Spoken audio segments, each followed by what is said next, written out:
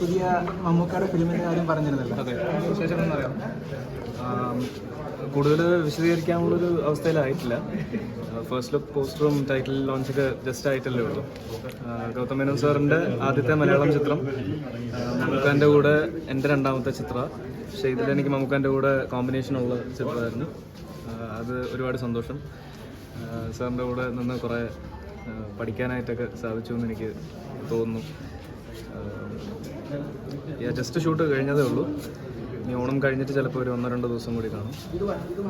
സാറിൻ്റെ കൂടെ എൻ്റെ ആദ്യത്തെ സിനിമ മാസ്റ്റർ പീസ് ചെയ്യുമ്പോൾ എനിക്ക് കോമ്പിനേഷൻ വേണമെന്ന് ഭയങ്കര ആഗ്രഹമായിരുന്നു. പക്ഷേ എൻ്റെ ആ ക്യാരക്ടറിൻ്റെ ആ ഒരു പ്ലേസ്മെൻറ്റ് സാറായിട്ട് കോമ്പിനേഷൻ ഇല്ലാത്തതായിരുന്നു. പക്ഷേ ഈ സിനിമയിൽ എനിക്ക് സാറായിട്ട് ഫുൾ ടൈം കോമ്പിനേഷനുള്ളൊരു ഇതാണ്. അതുകൊണ്ട് ഒരു ലെജൻഡറി ആക്ടറിൻ്റെ കൂടെ നിന്ന് അദ്ദേഹത്തിൻ്റെ എന്തെങ്കിലുമൊക്കെ ചേഷ്ടകളോ അദ്ദേഹത്തിൻ്റെ രീതികളോ ഒക്കെ ഒന്ന് ഒബ്സർവ് ചെയ്യാനും പഠിക്കാനൊക്കെ സാധിച്ചു എന്ന് ഞാൻ വിശ്വസിക്കുന്നു. അതിൻ്റെ സന്തോഷത്തിലാണ് ഞാൻ. ഗൗതം മേനോൻ സാറുമായിട്ടുള്ള എക്സ്പീരിയൻസ് എങ്ങനെയാണ്? കാരണം ആദ്യമായിട്ടുള്ള ഒരു തമിഴ് ഞാൻ ഫിലിംസിൽ വർക്ക് ചെയ്തതിൽ ഡയറക്ടേഴ്സ് എല്ലാവരുമായിട്ടും എനിക്ക് ഒരു പരിധി കൂടുതലൊരു കണക്റ്റ് എനിക്ക് കിട്ടാറില്ല. എൻ്റെ ആദ്യത്തെ ഫിലിമിൻ്റെ ഡയറക്ടർ വിപിൻ ദാസ് ചേട്ടൻ, പിന്നെ എൻ്റെ സായാഹ്ന വാർത്തകൾ ഗഗനചാരി എന്ന് പറഞ്ഞ 2 സിനിമകൾ ചെയ്ത അരുൺ ചന്തു, ഇവർ രണ്ടുപേരായിട്ടാണ് എനിക്ക് ഏറ്റവും കൂടുതലൊരു ബോണ്ടിങ് എനിക്ക് ഫീൽ ചെയ്തിട്ടുള്ളത്. അതിനുശേഷം എനിക്ക് ഇത്രയും സീനിയർ ആയിട്ടുള്ള ഒരു ലെജൻഡറി ഡയറക്ടറായിട്ട് ഇത്രയും ഒരു ബോണ്ടിങ് എനിക്ക് ഫീൽ ചെയ്യുന്നത് എനിക്ക് ഒരിക്കലും ഞാൻ അങ്ങനെ അല്ലായിരുന്നു. അത് വിചാരിച്ച പോലെ അല്ല. അദ്ദേഹത്തിൻ്റെ രീതികളായാലും നമ്മളെ കംഫർട്ടബിളായിട്ടൊരു ഷോട്ടിന് നമ്മൾ റെഡിയാക്കുന്നതായാലും നമുക്കിപ്പോൾ കാര്യങ്ങൾ പറഞ്ഞു തരുന്നതായാലും മമ്മൂട്ടി സാറിൻ്റെ കൂടെ നിന്ന് പെർഫോം ചെയ്യുമ്പോഴോ അല്ലെങ്കിൽ അതിന് മുമ്പ് പ്രിപ്പയർ ചെയ്യുമ്പോഴോ അറിഞ്ഞിരിക്കേണ്ട കുറേ കാര്യങ്ങളൊക്കെ ഉണ്ട്. അപ്പോൾ അത് അദ്ദേഹം വന്ന് നിൽക്കുന്നൊരു വേദിയും കൂടി ആയതുകൊണ്ട് കുറേ തിരക്കുകൾ അതിനകത്ത് കാണും, കുറേ കൺഫ്യൂഷൻസ് കാണും. അപ്പോൾ ഇതൊക്കെ എനിക്ക് വളരെയധികം ക്ലാരിറ്റി തരികയും ഇത്രയും സീനിയറാണ് അപ്പം അദ്ദേഹം അത് ചെയ്യേണ്ട ആവശ്യമില്ല. പക്ഷേ എനിക്ക് തോന്നുന്നു എൻ്റെ ADs എനിക്ക് തന്ന ഒരു സപ്പോർട്ടോ അല്ലെങ്കിൽ ഒരു ഇൻഫർമേഷൻ ഷെയർ ചെയ്യുന്നതിനേക്കാളും എനിക്ക് ഗൗതം സാറാണ് എനിക്ക് ഒരു ഷോട്ടിന് തന്നെ പ്രിപ്പയർ ചെയ്തത്. പിന്നെ പുതിയ വിജയമാധവ് ആയിട്ടുള്ള ഒരു പ്രൊജക്റ്റ് ഉണ്ടല്ലോ, അതിനെപ്പറ്റി പറയാം. വിജയമാധവ് വിജയ് ചേട്ടനായിട്ടുള്ള പ്രോജക്റ്റ് ഞങ്ങൾ ഒരു ഡിസ്കഷൻ സ്റ്റേജിലാണ് നിൽക്കുന്നത്. എൻ്റെ ആദ്യത്തെ ഒരു ഡ്രാഫ്റ്റ് ഞങ്ങൾ ഒരുമിച്ച് ഇരുന്ന് കേട്ടു. അപ്പോൾ എനിക്ക് ഒരു രീതിയിൽ വർക്കായി. പക്ഷേ എൻ്റെ പ്ലേസ്മെൻറ്റ് ചെറുതായിട്ട് മാറിയിട്ടുണ്ട്. സ്ക്രിപ്റ്റിംഗ് എല്ലാം ചെറുതായിട്ട് ചേഞ്ച് ചെയ്യുന്നുണ്ട്. അപ്പോൾ അതിൻ്റെ ഒരു പ്രോസസ്സിലായിരിക്കും. ഓക്കെ. പിന്നെ ഇപ്പം ഒരു സോഷ്യൽ റെലവൻ്റ് ആയിട്ടുള്ളൊരു കാര്യം ചോദിച്ചോട്ടെ. ഇപ്പം നമ്മൾ ഒരു ഉയർന്നു വരുന്ന മലയാള സിനിമ ഇൻഡസ്ട്രിയെ ഒരുപാട് ബാധിച്ചിരിക്കുന്ന ഒരു പ്രശ്നമാണ് മറ്റേ നിയമ കമ്മിറ്റി ഇഷ്യൂ. ഇപ്പം നിവിൻ പോളിക്കെതിരായിട്ടൊരു യുവതാരം നിവിൻ പോളിക്കെതിരായിട്ടൊരു ആരോപണം ഉയർന്നു വന്നിരുന്നു. അതിനെ നിവിൻ പോളിയെ സപ്പോർട്ട് ചെയ്ത് വിനീത് ശ്രീനിവാസനും ഒക്കെ വന്നിട്ടുണ്ടായിരുന്നു. അപ്പം ഇതിൽ നിന്ന് എന്താണ് മനസ്സിലാകുന്നത്? നമുക്ക് ഇപ്പോൾ ആരെയും എന്തിനു വേണ്ടിയും എപ്പോൾ വേണമെങ്കിലും നമുക്കിതുപോലെ ഒരു വ്യാജ ആരോപണം ഉന്നയിക്കാമെന്നൊരു അവസ്ഥയിലേക്ക് മാറിയോ മലയാള സിനിമ ഇൻഡസ്ട്രിയിൽ? ഒരു റിയാലിറ്റി പോയിന്റ് ഓഫ് വ്യൂവിൽ ഇതൊക്കെ ഹൺഡ്രഡ്സ് ഓഫ് ഇയേഴ്സായിട്ട് ചിലപ്പോൾ നടക്കുന്ന ഒരു സംഭവം തന്നെ ആയിരിക്കാം. ഇതിലെപ്പോഴും ഒരു ജെൻഡർ മാത്രം എഫക്റ്റഡ് ആയിട്ടുള്ളതാണെന്ന് നമുക്ക് പറയാനായിട്ട് സാധിക്കില്ല. ഇപ്പോൾ ഒരു കാസ്റ്റിംഗ് കൗച്ചിനെ തടയുന്ന ഒരു മെയിൽ ആക്ടറിന് ചിലപ്പം ഒരു സിനിമ നഷ്ടപ്പെടാം. അതിന് സമാനമായ ഒരു അവസ്ഥയിലൂടെ ഞാൻ പോയിട്ടുണ്ട് ഒരു സമയത്ത്, എൻ്റെ തുടക്കകാലത്ത്. പക്ഷെ എനിക്കതൊന്നും ഡിസ്കസ് ചെയ്യാനായിട്ട് താല്പര്യമില്ല. ഞാൻ തന്നെ നേരിട്ട് കാസ്റ്റിംഗ് കൗച്ച് ഇനിഷ്യേറ്റ് ചെയ്ത ആളെ ഞാൻ തന്നെ ഹാൻഡിൽ ചെയ്തിട്ടുണ്ടായിരുന്നു തക്കതായ രീതിയിൽ തന്നെ. പക്ഷെ എനിക്ക് ആ സിനിമ നഷ്ടപ്പെട്ടു. അപ്പോൾ ഇങ്ങനത്തെ ഒരു ദുഷ്പ്രവണത നടക്കുമ്പോൾ അതിന്ന് ഒരു ലേഡി മാത്രമല്ല അഫക്റ്റഡ് ആയത്, ഞാനും കൂടി അഫക്റ്റഡ് ആയിരുന്നു. ഇതിന് പല ഡയമെൻഷൻസ് ഉണ്ട്. നമുക്കെപ്പോഴും സോഷ്യൽ മീഡിയയിലോ അല്ലെങ്കിൽ അല്ലാത്ത മീഡിയംസോ സാധാരണ ജനങ്ങളുടെ അടുത്ത് അല്ലെങ്കിൽ ഇതിനെക്കുറിച്ചൊരു പ്രോപ്പർലി എന്താണ് നടക്കുന്നതെന്ന് അത്ര എഡ്യൂക്കേറ്റഡ് അല്ലാത്തൊരു ജനതയോട് എന്താണോ ഒരു സോഷ്യൽ മീഡിയം വിളമ്പുന്നത് അത് മാത്രമേ ഓഡിയൻസിന് മനസ്സിലാവുള്ളൂ, സാധാരണ ജനങ്ങൾക്ക് മനസ്സിലാവുള്ളൂ. അപ്പോൾ അതിൽ തന്നെ ജനങ്ങൾക്ക് ഒരു ഇൻഡസ്ട്രിയോടുള്ള ഒരു കാഴ്ചപ്പാടും അതെല്ലാം പെട്ടെന്ന് തന്നെ സ്വിച്ച് ചെയ്യാം.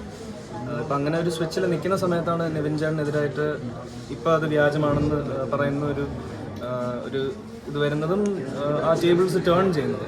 അതായത് ഇപ്പോൾ കുറച്ചുകൂടി ജനങ്ങൾക്ക് വ്യക്തത വരുന്നുണ്ടാവും. ഇപ്പോൾ ഒരു ലേഡി മാത്രമായിരിക്കില്ല അഫക്റ്റഡ് ആവുക, ഒരു മെയിലും കൂടി അഫക്റ്റഡ് ആവുന്നുണ്ട്.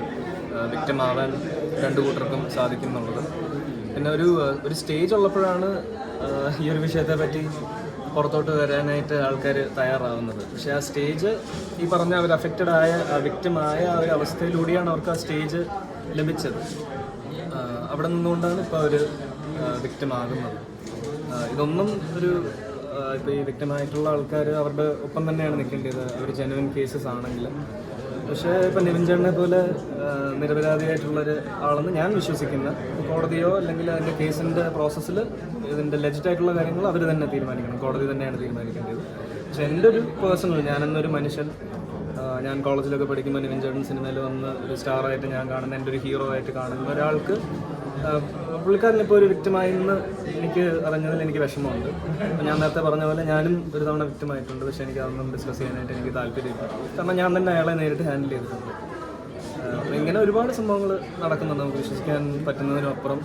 ചിലപ്പോൾ വളരെ നാച്ചുറൽ ആയിട്ടുള്ള സാധനങ്ങൾ നമ്മൾ വിശ്വസിക്കാൻ താല്പര്യപ്പെടാത്തത് നടക്കുമ്പോൾ അത് നമുക്കൊരു അത്ഭുതം പോലെ തോന്നുക. ഇതിനൊക്കെ ഉള്ളൊരു പരിപാടി ഇപ്പോൾ നടക്കുന്നത്. എനിവേസ് ഇതിൻ്റെ അതോറിറ്റീസാണ് ഇതിന് നമുക്ക് ആൻസർ തരേണ്ടത്, നമുക്ക് ക്ലോഷർ തരേണ്ടത് അതോറിറ്റീസാണ്. പോലീസ് അല്ലെങ്കിൽ കോടതി അല്ലെങ്കിൽ ആരാണോ വിക്ടിം ആകുന്നത് അല്ലെങ്കിൽ ആരാണോ ഒരാളെ വിക്ടിം ആക്കിയത് അവർ വന്ന് സത്യം പറയുക. ഇങ്ങനൊരു ഹേമ കമ്മീഷൻ വന്നതോടുകൂടി അത് ഈ സിനിമ ഇൻഡസ്ട്രിക്ക് നല്ലതായിരിക്കുമോ അതോ മോശമായിട്ടായിരിക്കും അഫക്റ്റ് ചെയ്യുന്നത്? അതായത് സിനിമാ മോഹമായി നടക്കുന്ന ഒരുപാട് ചെറുപ്പക്കാരുണ്ട്, ആണും പെണ്ണുമായിട്ട്. ഇപ്പോൾ സ്ത്രീകൾക്ക് മാത്രമല്ല പുരുഷന്മാർക്കും ഉണ്ട് ഈ പറയുന്ന പ്രതിസന്ധികളെന്ന് പറയുന്നത്. അപ്പോൾ അങ്ങനെ അതെങ്ങനെ നോക്കിക്കാണും? ഈ ഡ്രീംസുമായിട്ട് വരുന്നത് അത് പകുതിക്ക് വെച്ച് ഉപേക്ഷിച്ച് പോകാൻ ചാൻസ് ഉണ്ടോ? അതോ ഇങ്ങനൊരു ഹേമ കമ്മീഷൻ വന്നതുകൊണ്ട് കുറച്ചുകൂടെ ഒരു ഊർജ്ജമായിട്ട് അവർക്ക് പോകാനായിട്ട്? രണ്ട് പെർസ്പെക്റ്റീവിലും അതിനെ, രണ്ട് ഡയമെൻഷനിലും അതിനെ കാണാം.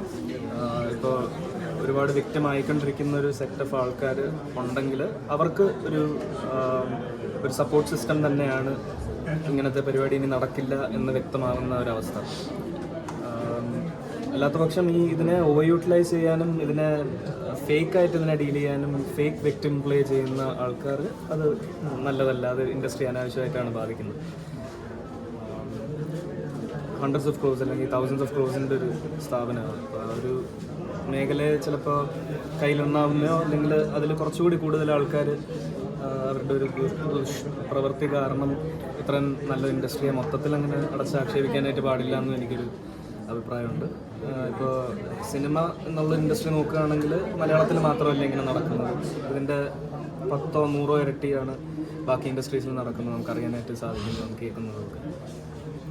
പിന്നെ ഇനി സിനിമ മാത്രമല്ല മറ്റ് പല ഇൻഡസ്ട്രീസിലും ഇത് നടക്കുന്നതായിട്ട്. ഇപ്പോൾ ഞാനിവിടെ ഇന്ത്യയിൽ തന്നെ പഠിച്ച് എനിക്ക് പല സ്കൂൾസിലും കോളേജസിലും പല ഫ്രണ്ട്സ് ഉണ്ട്. അവരൊക്കെ പല ഇൻഡസ്ട്രീസിലാണ് വർക്ക് ചെയ്യുന്നത്. IT ആയാലും ബാങ്കിങ് ആയാലും അങ്ങനെ.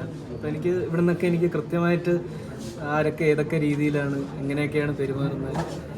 അതിൽ ചിലപ്പം ഡെലിഗേറ്റ്സും കാണും, ചിലപ്പോൾ ഡിപ്ലോമാറ്റിക് ഡെലിഗേറ്റ്സും ഒക്കെ അവരുടെ അടുത്ത് നിന്നൊക്കെ കിട്ടിയ ബാഡ് അനുഭവങ്ങളൊക്കെ എൻ്റെ സ്ത്രീ സുഹൃത്തുക്കൾ എൻ്റെ അടുത്ത് പറഞ്ഞിട്ടുണ്ട്. അപ്പോൾ ഇതൊക്കെ എല്ലായിടത്തും നടക്കുന്നത്. എന്താ മനുഷ്യൻ ഇങ്ങനെയെന്നൊക്കെ നമ്മൾ പലപ്പോഴും ആലോചിക്കും. പക്ഷേ നമ്മൾ ഈ ഷൂട്ട് ചെയ്യുന്ന നിങ്ങളും പറയുന്ന ഞാൻ, എല്ലാവരും മനുഷ്യർ തന്നെ, എല്ലാവർക്കും ഫ്ലോസ് ഉണ്ടാവും. കഴിവതും നല്ല രീതിക്ക് എല്ലാവരും ജീവിക്കാനായിട്ട് നോക്കിയാൽ ഇങ്ങനത്തെ പ്രശ്നങ്ങൾ ഉണ്ടാവില്ല. കാരണം എപ്പോഴെങ്കിലും ഇങ്ങനത്തെ ഒരു ദുഷ്പ്രവണത വെളിയിൽ വരും. നമ്മുടെ നാട്ടിലൊരു സിസ്റ്റം ഉണ്ട്, ഒരു ഗവൺമെൻറ് ഉണ്ട്. നമ്മുടെ ജനങ്ങൾക്ക് ഒരു പ്രശ്നം വന്നു കഴിഞ്ഞാൽ അത് നമുക്കൊരു നിയമ സംവിധാനം ഉള്ളത്. അപ്പോൾ അതുപോലെ തന്നെയാണ് ഫിലിം ഇൻഡസ്ട്രിയിൽ നല്ലതിനായാലും എല്ലാത്തിനും ഉള്ള ഒരു സംഘടനയായിരുന്നു അമ്മ എന്ന് പറയുന്നത്.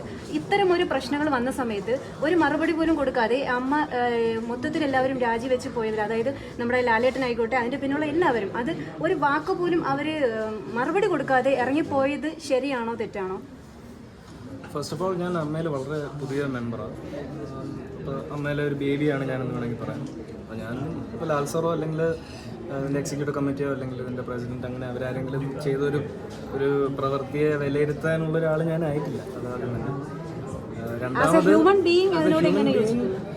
ഇപ്പോൾ ദേ ആർ ഓൾസോ ഹ്യൂമൻസ്. ഇപ്പോൾ അവർ ഹെഡ് ചെയ്യുന്ന ഒരു സ്ഥാപനത്തിലെ ആൾക്കാർക്ക് ഇങ്ങനെ ഒരു മോശം അനുഭവം വന്നു എന്ന് അവർ സ്വയമേ അറിഞ്ഞപ്പോൾ അവർ ആ പൊസിഷനിലിരിക്കാൻ യോഗ്യരല്ല എന്ന് അവർ തന്നെ തീരുമാനിച്ചിട്ട് അവർ ഒഴിഞ്ഞതാണ്. അത് ഒരു നല്ല രീതിയിൽ അതിനെ വേണമെങ്കിൽ കാണാം.